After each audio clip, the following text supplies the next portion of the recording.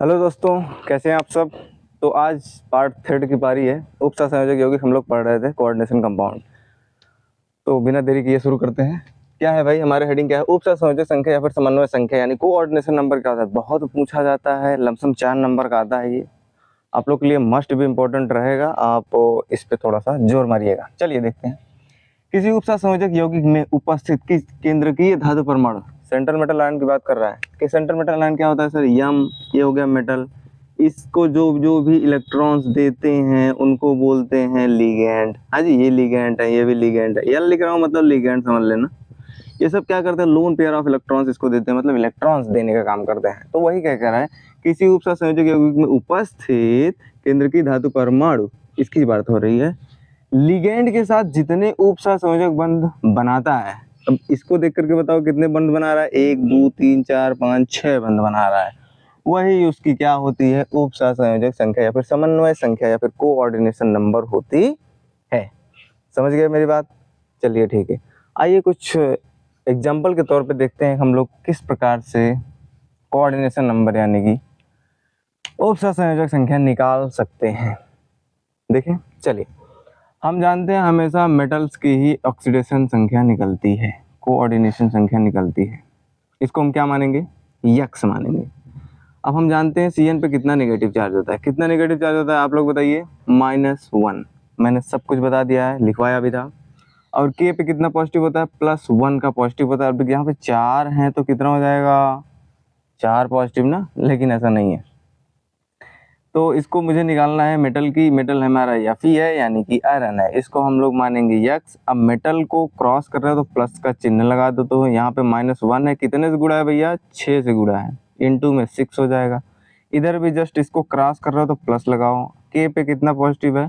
1 का पॉजिटिव है सर, और 4 से गुणा है तो गुणे 4 कर दूं, इनटू 4 कर देता हूँ ना। आप लोग को दिखता भी नहीं है यार, क्या बताएं। 1 है, गुणे में 4 है, ठीक है। एटम को क्रॉस करोगे तो प्लस का साइन लगाना ही पड़ेगा, चाहे इधर जाओ चाहे उधर जाओ। अच्छा, बराबर में क्या लिखते हैं यहाँ पे? अगर इसके ऊपर कोई चार्ज होता, इस कंपाउंड के ऊपर, यहाँ पे अगर कोई प्लस माइनस कुछ भी होता तो यहाँ पे लिखा जाता। अब कुछ भी नहीं है तो 0 लिख दो। आइए देखते हैं। 4 का 1 में गुणा कराओ कितना होगा? 4 ही होगा। प्लस है, प्लस लगाओ। यक्स है, यक्स लिखो। -1 का 6 में गुणा कराओ कितना होगा? -6 होगा। बोलो यस सर। Yes sir. अब इस 6 को उधर लेके जाओ कितना हो जाएगा? +6। अब इस 4 को यहाँ पे प्लस में उधर लेके जाओ, क्या हो जाएगा? मतलब ओवरऑल ये माइनस में था सर, तो ये इधर जाएगा तो प्लस, बराबर के उस तरफ गया प्लस में हो गया। अब ये सर प्लस में था तो उस तरफ जाएगा तो माइनस में हो जाएगा। तो यक्स बराबर कितना आया? 6 में से 4 गवा 2 आया। यानी मेटल की कोऑर्डिनेशन नंबर क्या है? इस कंपाउंड में Fe की कोऑर्डिनेशन नंबर क्या है? 2 है। कितना आसान है ना। अच्छा, इसमें देखो क्या कर रहा है, PTEN का होल ट्वाइस Cl2 में Pt की ऑक्सीडेशन नंबर बतानी है या फिर कोऑर्डिनेशन नंबर बतानी है, ठीक है। तो हमको Pt का निकालना है तो उसको हम लोग क्या मानेंगे? यक्स मानेंगे। अब इसको जस्ट क्रॉस कर रहे हो तो क्या लगाओगे? प्लस लगाओगे। En पे कितना चार्ज होता है? 0। बताया था, याद रखना सब लोग। En पे कोई चार्ज नहीं होता है। En मतलब इथाइलिन डाई अमीन, इस पे कोई चार्ज नहीं होता है। अच्छा, नहीं बताया था, कोई बात नहीं। अभी जस्ट ट्रेलर चल रहा है, अभी पूरी की पूरी भी पिक्चर बाकी है। 2 से गुणा करा दिए। अब इसको इसको क्रॉस कर रहे हो तो क्या लगाओगे? प्लस। Cl पे कितना चार्ज होता है? -1 का चार्ज होता है। कितने से गुणा कर रहा हूँ? 2 से। बराबर में क्या लिखूं सर? यहाँ पे तो कोई ना प्लस है ना माइनस है, मतलब 0 है। मतलब 0 है भाई, सिंपल सी बात है। 2 का गुणा 0 में कराओगे 0 हो जाएगा। फिर प्लस माइनस का गुणा माइनस, 2 एकन्नम 2 बराबर 0। प्लस था, ठीक है, प्लस भी लिख दो और यक्स भी लिख दो। प्लस और माइनस का गुणा क्या हो जाएगा? तो डायरेक्ट माइनस लिखो ना। तो यक्स -2 बराबर 0, तो यानी यक्स बराबर कितना हो जाएगा? 2। यानी इस कंपाउंड में भी Pt की यानी प्लैटिनम की कोऑर्डिनेशन नंबर कितनी है? 2 है। समझ में आई बात? Okay done. अभी ये सब बहुत आएगा प्रैक्टिस करने के लिए, तो आगे चल करके और देखेंगे अच्छे से। हालांकि अभी पहली बार होगा तो हल्का फुल्का कम समझ में आ रहा होगा। चलो ठीक है। समन्वय समरूप व फिर असमरूप संकुल यानी होमोलाइप्टिक या फिर हेट्रोलाइप्टिक कॉम्प्लेक्सेस क्या होते हैं भाई? समन्वय समरूप व असमरूप। सिंपल सी बात है। जिसमें लिगेंड्स मतलब जो इलेक्ट्रॉन्स देने का काम करते हैं, ये जिसमें लिगेंड एक समान होते हैं उनको क्या बोलेंगे? समरूप, समान रूप के। और क्या बोलते हैं? जिसमें लिगेंड्स जो होंगे वो अलग अलग या फिर भिन्न भिन्न प्रकार के होंगे, उसको मैं क्या बोलूँगा? असमरूप संकुल बोलूँगा। इस पॉइंट को लिख लेना यहाँ पे, ठीक है? लिख लो भाई।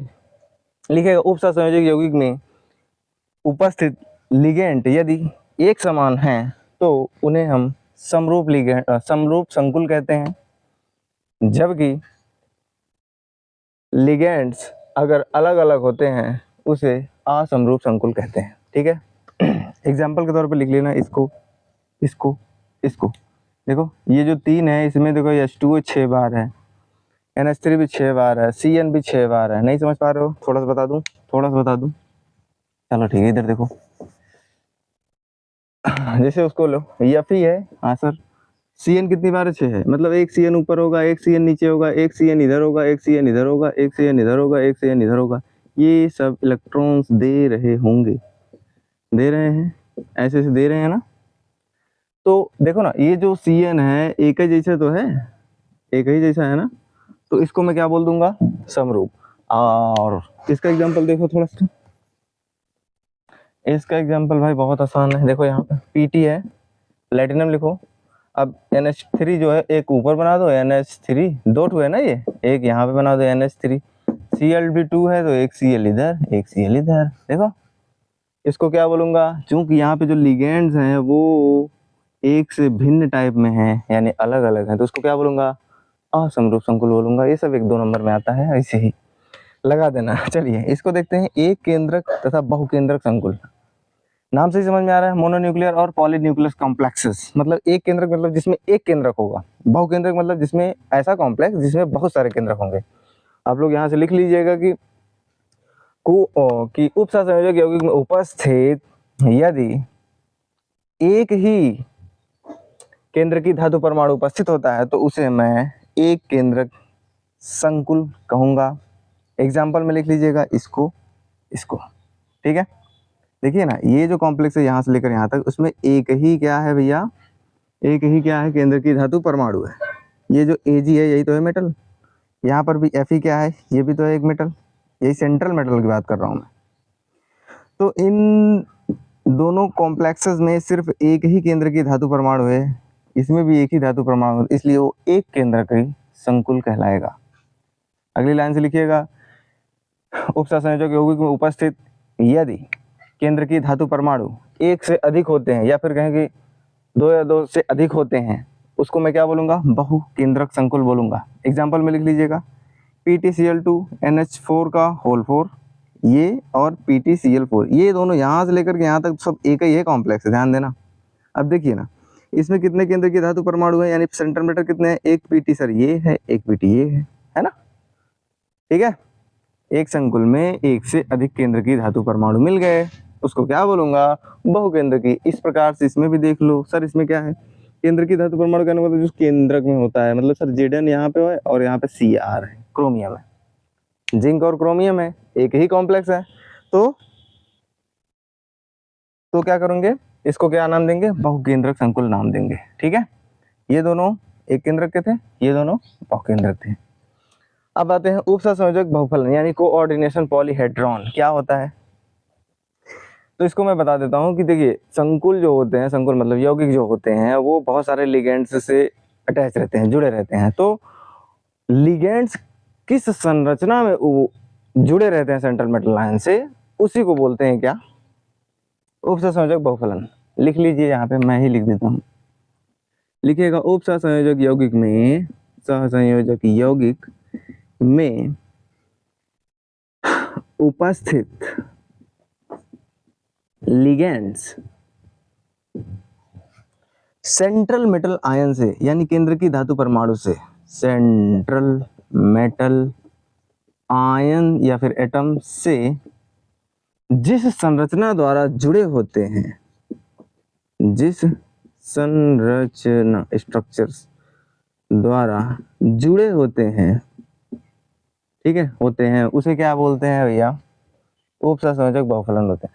सर कौन कौन सी संरचना द्वारा जुड़े होते हैं? अब देखिए यहाँ पे देखो 4 ही थे लिगेंड, तो कुछ अलग टाइप से दिख रहा था।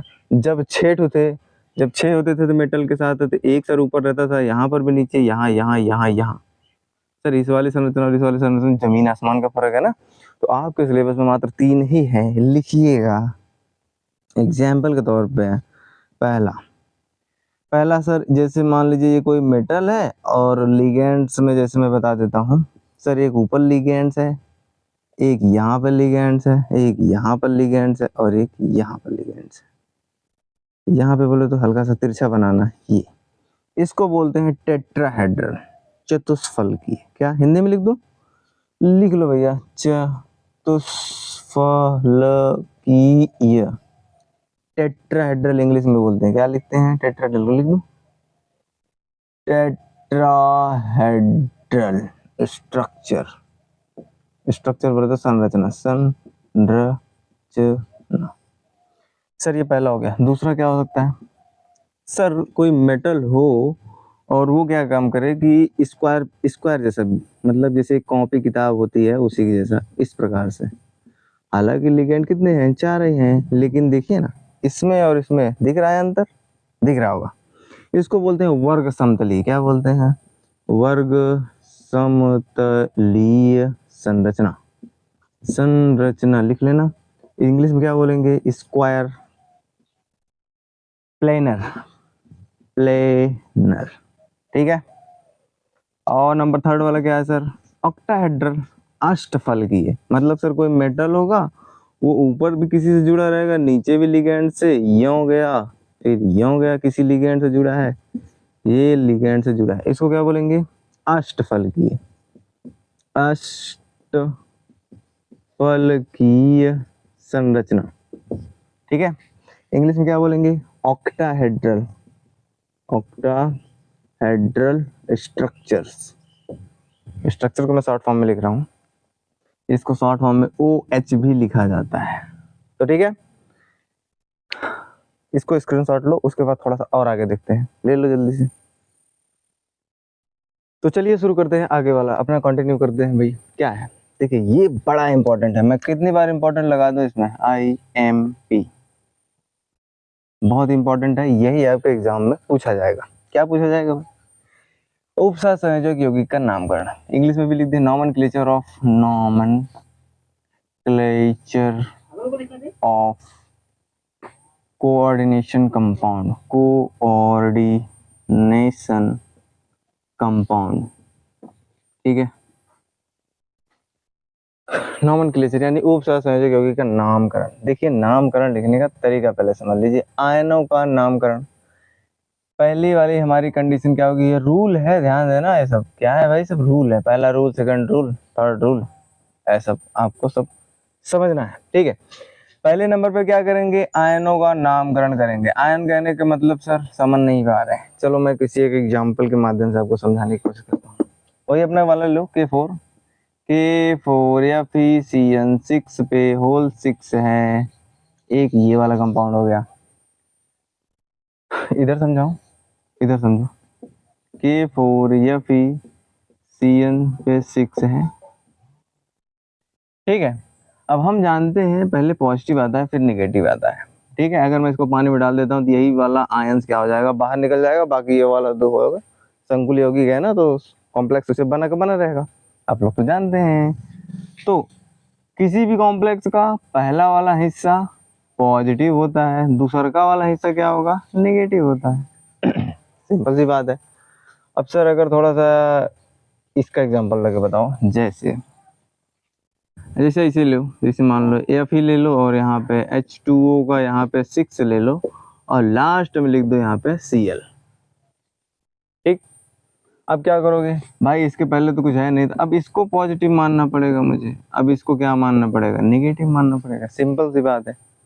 पहला हम लोगों ने देखा आयनों का नामकरण, तो सबसे पहले किसका नाम लिखेंगे? पॉजिटिव का नाम लिखते हैं किसी भी कंडीशन में। रूल में लिख लेना, सर्वप्रथम पॉजिटिव आयन का नाम, फिर नेगेटिव आयन का नाम लिखते हैं।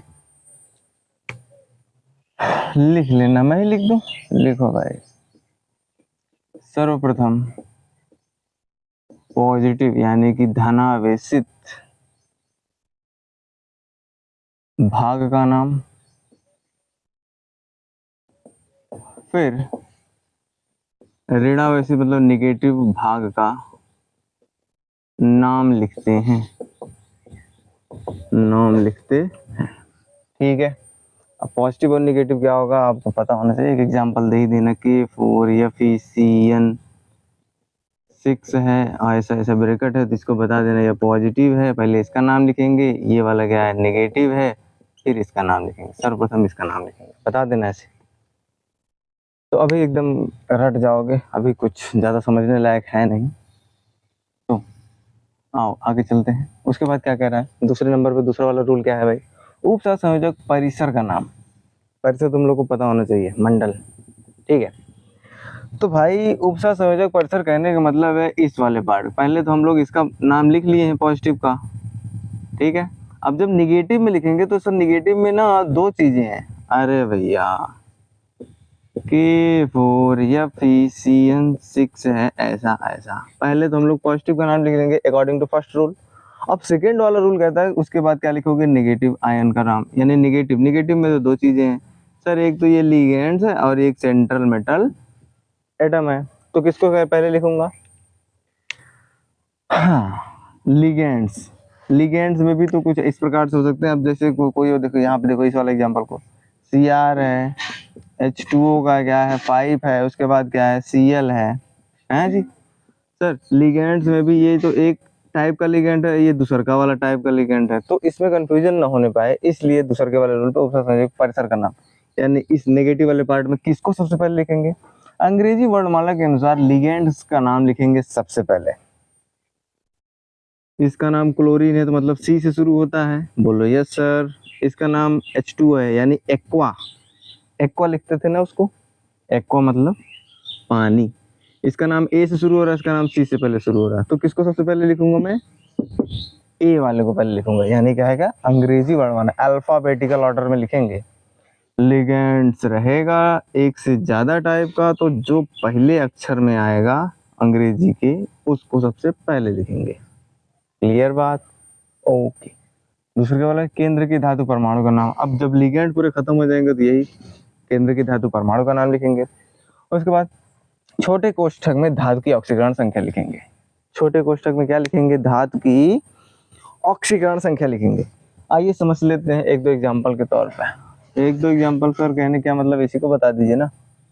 चलो भैया पहले हम यहाँ पे लिखे हुए एग्जाम्पल इसको बता देते हैं, उसके बाद उसको बता देंगे। जैसे इसका मुझे नामकरण करना है, क्या लिखूंगा, सबसे पहले अंग्रेजी वर्णमाला सर्वप्रथम पॉजिटिव भाग का नाम। अब हमको बताओ इसमें पॉजिटिव कौन है, सर इसके पहले कुछ नहीं है, मतलब कि यही वाला पूरा पॉजिटिव है, इसमें निगेटिव पार्ट है ही नहीं है, सिंपल सी बात, समझ में आ गई, ओके। दूसरा का वाला क्या कह रहा है, उपसर्ग संयोजक परिसर का नामकरण, हाँ भाई ये यहाँ से यहाँ तक ये परिसर होता है।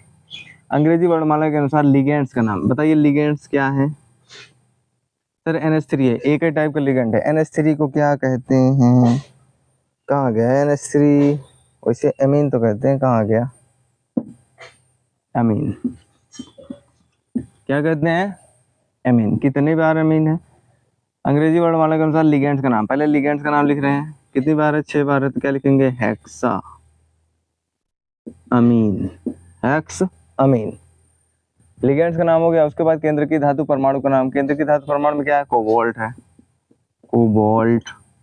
उसके बाद छोटे कोष्ठक में धातु की ऑक्सीकरण संख्या यानी कि ऑक्सीडेशन नंबर यानी कोऑर्डिनेशन नंबर। अब हम लोग जानते थे कोऑर्डिनेशन नंबर कैसे निकाला जाता है, CONH3 का होल क्या है भैया 6 है और यहाँ पे 3 पॉजिटिव है, चलो ठीक सर। जिसका निकालना होता है उसको एक्स मानते हैं, एटम को क्रॉस करते हैं तो प्लस लगाते हैं। NH3 पे कितना चार्ज होता है, 0 का, इंटू में 6। उदासीन लिगेंड्स में आते हैं ना ये सब, उदासीन लिगेंड्स में आते हैं, यानी कि यहाँ पे देखो तो H2O पे NH3 पे सब उदासीन लिगेंड्स में आते हैं ना, इस वजह से इस पे चार्ज कोई नहीं रहता है तो 0 मानते हैं। तो 6 से बराबर में क्या लिखेंगे सर, यहाँ पे अगर कोई चार्ज रहेगा तो उसको लिखेंगे बराबर में, यानी 3 लिखेंगे।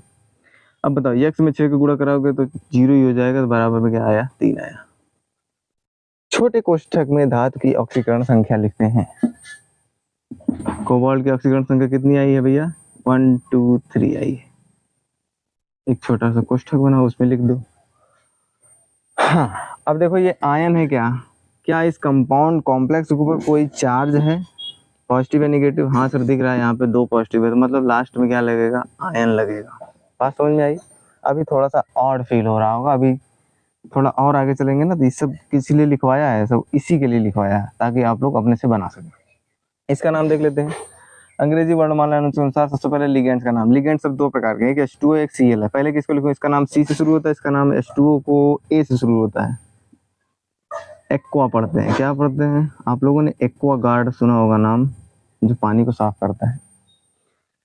तो इसका नाम A से शुरू होता है। तो पहले कितनी बार है ये, पहले इसको देखो तो पेंट मतलब 5 बार है, पेंट एक्वा है जी, पेंट एक्वा। उसके बाद लिगेंड्स में ये बचा है अभी क्या, क्लोरो, CHALRO, क्लोराइडो भी लिख सकते हो, क्लोरो भी लिख सकते हो, आपकी मर्जी, आपको पसंद। ठीक, लिगेंड्स खत्म। उसके बाद दूसरे नंबर पर क्या करें, केंद्र की धातु परमाणु का नाम। केंद्र की धातु परमाणु है क्रोमियम, क्रोमियम, ठीक है। उसके बाद छोटे कोष्ठक में धातु की ऑक्सीकरण संख्या है, इसकी ऑक्सीकरण संख्या निकालनी है। आइए निकाल के देखते हैं भैया, क्या है, क्या है भाई, Cr है और क्या है H2O का 5 है और यहाँ पे Cl है। कोई चार्ज भी है क्या, हाँ +2 है। आइए देखते हैं, इसकी निकालनी है, इसको मानो x, इसको हम H2O पे किससे चार्ज होता है, उदासीन लिगेंड है तो 0 चार्ज होगा, यहाँ पे क्रॉस कर रहा हो तो प्लस लगा दिया करो। 0 चार्ज होगा, कितने से गुणा है, 5 से गुणा है, इसको क्रॉस कर रहे हो तो प्लस लगाओ। Cl पे कितना चार्ज होता है, -1, बराबर में क्या लिखूं, +2, ठीक है। तो यहाँ पर 0 का गुणा इसमें 0 में कराएंगे, 5 का गुणा तो 0 हो जाएगा, तो यहाँ पे प्लस और माइनस का गुणा -1 बराबर 2, x बराबर कितना है, ये 2 उधर जाएगा तो +1 ही तो आया। तो छोटे कोष्ठक में धातु की ऑक्सीकरण संख्या, इसमें क्या लिखूंगा मैं, 1 लिखूंगा। आयन लिखूंगा कि नहीं जरा बताना तो, सर इसके ऊपर कोई चार्ज होगा तो उसको आयन लिखेंगे, हाँ चार्ज है +2 का तो यहाँ पे ION लिखेंगे। बात समझ में आई, चलो ठीक है। ये सब तुम लोग अभी अपने से करने लगोगे, टेंशन नहीं लेना है। उसके बाद नंबर 3 वाले पोजीशन पे आता है लिगेंड्स का नाम। 2-3 चीज उपसंयोजक यौगिक का नामकरण पढ़ रहे हैं, 3 चीज इंपॉर्टेंट है। पहला आयनों का नाम, पॉजिटिव आयन पहले, उसके बाद नेगेटिव आयन। दूसरे के वाले में कह रहा है उपसंयोजक परिसर का नाम किस प्रकार से लिखते हैं, सबसे पहले लिगेंड्स का नाम, उसके बाद केंद्र की धातु परमाणु का नाम, लास्ट में छोटे कोष्ठक में उसकी ऑक्सीकरण संख्या या फिर ऑक्सीडेशन स्टेट लिखते हैं। नंबर 3 वाली पोजीशन, अब देखिए क्या क्या चीजें इंपॉर्टेंट है 3 वाले पोजीशन में। लिगेंड्स का नाम, इसको हम लोग पढ़ चुके हैं, कोई बात नहीं फिर से पढ़ लेते हैं।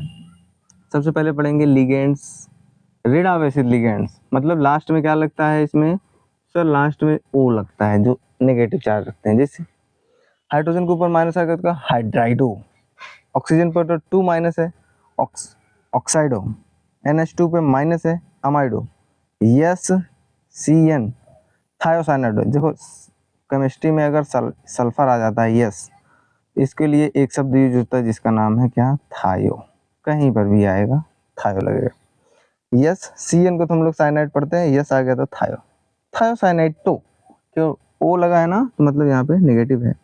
NO2 पर भी यहाँ पे नेगेटिव है, तो मतलब लास्ट में होगा नाइट्रो, ONO, नाइट्राइटो। मैंने बताया था जब ऑक्सीजन इलेक्ट्रॉन देगा तो नाइट्राइटो लिखेंगे, जब नाइट्रोजन देगा तो, ये सब मैंने बता चुका हूँ। यहाँ पे देखो CH3O माइनस है, क्या पढ़ेंगे, मेथॉक्सो, OH hydroxo, SO4 2 minus सल्फेटो, SO3 2 minus सल्फाइटो। ये सब आपको याद रखना है। दिख नहीं रहा है, कोई बात नहीं।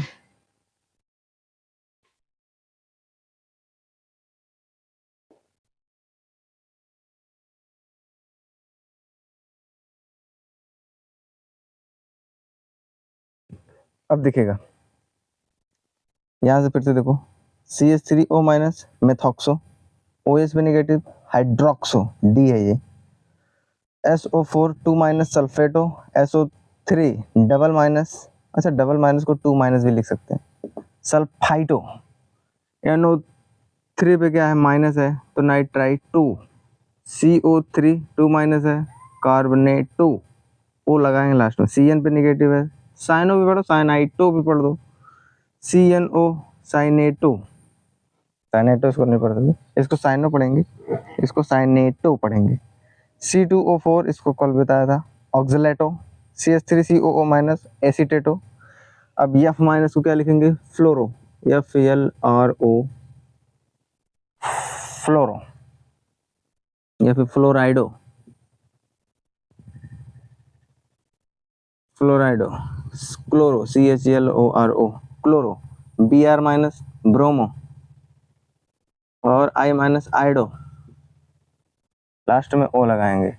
अब बी वाला उदासीन लिगेंड्स में, उदासीन लिगेंड में जैसे कौन कौन आता है, H2O होता है, इसको बोलते हैं एक्वा।